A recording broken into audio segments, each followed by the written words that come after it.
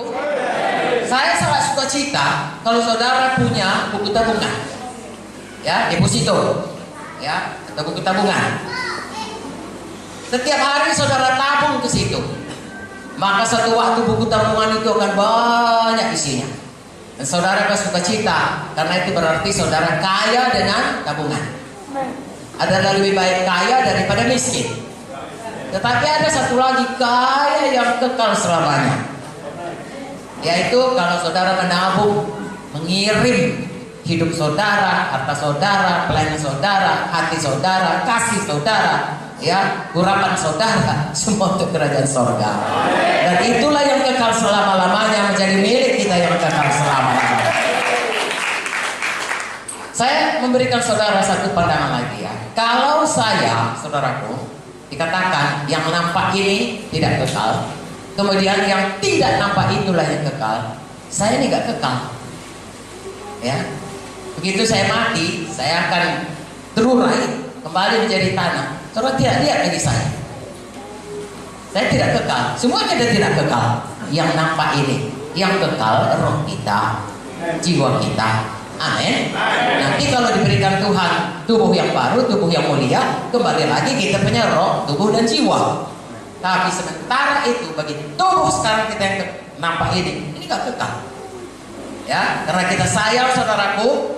Lalu ada saudara kita yang meninggal, kekasih kita yang meninggal, kita bersedih hati. Tapi sebenarnya, ya, semua kita yang meninggal dalam Tuhan, saudaraku, semua naik pangkat, dapat promosi.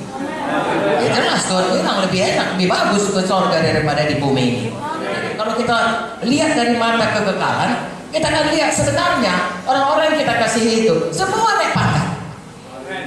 Ya, dia mendapatkan upahnya menyertai dia. Berbahagialah orang mati dalam Tuhan. Paulus berkata, hidup ini bagiku, mati bagiku keuntungan. Ya, kalau hidup adalah untuk bekerja. Haleluya.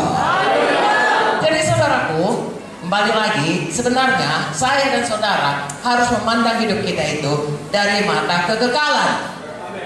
Sebab apa yang kita lakukan di dunia dalam kurun waktu umur 70, 80 tahun, katakanlah 120 tahun, itulah yang akan menentukan nanti bagaimana kita hidup dalam kekekalan. Saudara tahu dalam Matius 12, apa yang kita katakan harus kita pertanggungjawabkan. Haleluya.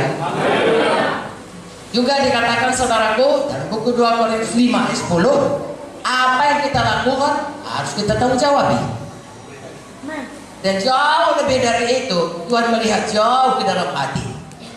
Jadi saudaraku, kita ini selama hidup, hati kita, perkataan kita, perbuatan kita harus kita sungguh-sungguh terhadap Tuhan, supaya seperti Daud, Tuhan menemukan kita ini orang yang berkenan kepadanya, karena selalu melakukan kehendaknya.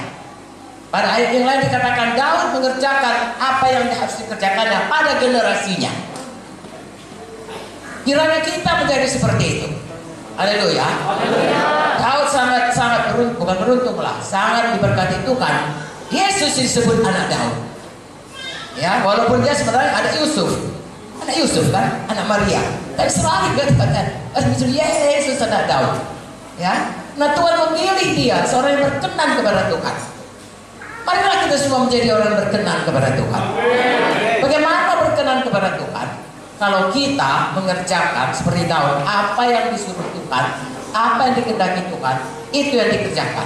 Sekarang saya tanya, saya menanya bertahap. Apa sih sebenarnya yang disuruh Tuhan kita hidup ini?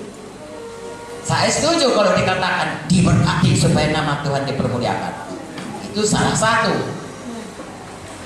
Ya, sebab seperti saya katakan tadi, saudaraku, besar pun saudaraku rumah kita, katakanlah kita membangun menara yang paling tinggi. Sekarang menara paling tinggi di mana ya? Dubai. Katakanlah Dubai ya. Itu paling tinggi. Kalau nanti Tuhan Yesus datang, tinggalnya itu saudaraku, antikristusnya di situ. Kalau saya dan saudara kerja, katakanlah satu bank, jangan marah kalau saya katakan ini hanya membuat saudara punya cara pandang, ya, supaya cara pandang saudara membuat saudara bergairah hidup ini. Ya, saudara kerja satu bank, saudara kerja luar biasa, sehingga saudara bisa memajukan bank itu dari satu bank jadi dua bank. Bank yang ini tadi yang kecil, sekarang udah tinggi, bagus sekali. Saudara diangkat jadi general manager atau apa saja namanya, bagus sekali. Tapi kalau hanya kepada itu saja pengharapan kita orang paling malang.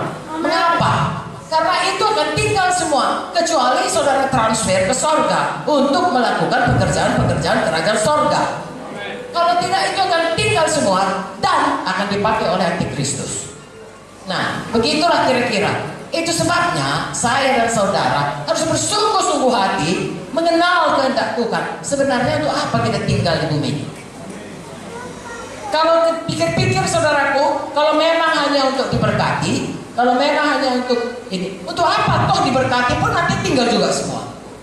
Kalau dipikir-pikir kita ini, oh selamat adalah untuk supaya kita diampuni dosa, supaya dapat rumah. Kenapa tidak sesudah kita selamat langsung meninggal? Kenapa malah yang sakit disembuhkannya, yang harusnya mati dihidupkannya, yang terikat dibebaskannya? Karena ada maksud Tuhan dalam hidup kita masing-masing. Dan maksud Tuhan itu adalah rencana untuk kekekalan. Makanya dikatakan Tuhan, cari dahulu kerajaan Allah dan kebenarannya.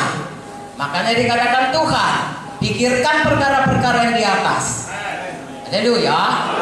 Makanya dikatakan Tuhan, kasihilah Tuhan Allahmu dengan segenap hati, segenap jiwa, segenap akal budi, segenap kuatmu. Ada rencana Tuhan kepada kita.